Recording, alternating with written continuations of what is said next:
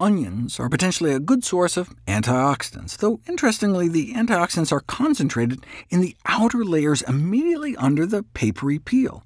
Unfortunately, most consumers discard these most nutrient-rich outermost layers, thus losing a valuable part. Here's some numbers. Look at that. More than 10 times more antioxidants in the outer layer of white onions compared to the core. You'll also note that yellow onions in general have more antioxidants than white, and red onions beat them both, based on 3 different antioxidant testing methods. That's why I always try to buy red. The red onions are indeed slightly better. Yellow or white onions are no slouches, containing considerable levels of antioxidant activity. So nutritious, sure, but are there any particular clinical benefits to onion consumption?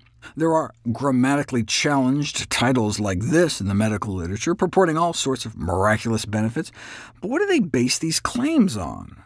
For example, here's a review purporting to have evidence that testosterone in males are enhanced by onion.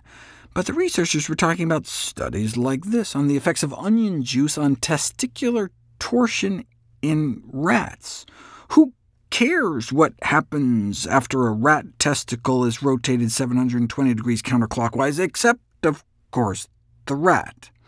You don't know what happens in people until you put human testes to the test, and onion extracts don't appear to work. OK, what about bone health? Evidently, older white women who consumed onions at least once a day had overall bone density that was 5% greater than individuals who consumed onions no more than once a month. 5% might not sound like a lot, but that improvement in bone density could potentially translate into decreasing the risk of hip fracture by more than 20%, if indeed it was cause and effect. Daily administration of onion did cause a big bump in bone density. This opens the possibility for a low-cost, safe, and effective nutritional approach to osteoporosis. You guessed it, in the rat. Another rodent study. Rats. But finally, here we go. Tremendous strides have been made in treating osteoporosis with drugs, but they have the potential for serious adverse side effects, so scientists have drawn their attention to natural remedies. So let's randomize people to drink onion juice, or placebo onion juice. I don't know what sounds worse, sugary onion juice or fake sugary onion juice. And as if drinking onion juice wasn't bad enough, it was all for nothing. It didn't even work. What about the anti-allergy activities of shallots, and any therapeutic effects on helping allergic runny noses? 16 such patients were randomized equally into an antihistamine group, or a group that got antihistamines plus some capsules containing dried shallot powder. And it looked like the shallot group did better, but there was actually no statistically significant difference in total symptoms between the two groups, so another #onion fail. There has to be something onions can do. What about testing the effects of fresh yellow onion consumption on breast cancer patients to try to decrease the toxic effects of a chemotherapy drug called doxorubicin?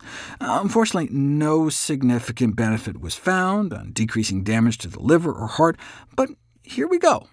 Finally, a clinical benefit to onions. The consumption of fresh yellow onion ameliorates the high blood sugars and insulin resistance in breast cancer patients during doxorubicin-based chemotherapy.